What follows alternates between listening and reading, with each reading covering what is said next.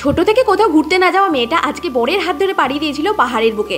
বিশ্বাস করো, দার্জিলিংয়ের এই সফরটা আমার কাছে ভীষণ রোম্যান্টিক একটা মুহূর্ত হয়ে থাকবে সারাটা জীবন। আর বরমশাই কিন্তু আমাকে নিয়ে ভীষণই চিন্তিত ছিল, কারণ প্রথমবার পাহাড় দেখে আমার মধ্যে যে উল্লাস জেগেছিল তাও একা সামলাতেই পারছিল না।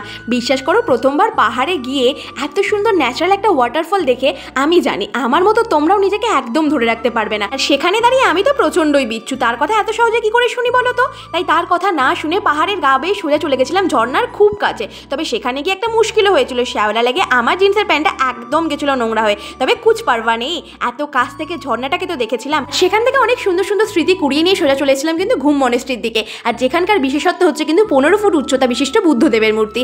এই মন্দিরের ভেতরে ঢুকে কিন্তু বিশ্বাস করো মনে একটা আলাদাই শান্তি হচ্ছিল। তবে তোমরা কি জানো এই ভবনটির বহিরাগত কাঠামো 1850 সালে মঙ্গোলীয় জ্যোতিষী এবং সন্ন্যাসী শেখপুর সেরাব গ্যাৎসো দ্বারা প্রতিষ্ঠিত করা হয়েছিল, যিনি আবার 1905 সাল পর্যন্ত এই মঠের প্রধানও কিন্তু ছিলেন। তবে ভেতরে কারুকার্যগুলো এতটাই নিখুঁত ও আকর্ষণীয়, আমাদের মতো যে কোনো ভ্রমণ প্রেমীদের ও বৌদ্ধ ভক্তদের কিন্তু আকর্ষিত করবেই। আমাদের তো বাপু দুজনার ভেতরের অ্যাটমসফিয়ারটা এক কথায় জাস্ট অসাধারণ লেগেছিল। আজকের মতো ভিডিওটা এখানেই শেষ করলাম। ভালো লেগে থাকলে লাইক করে যেও।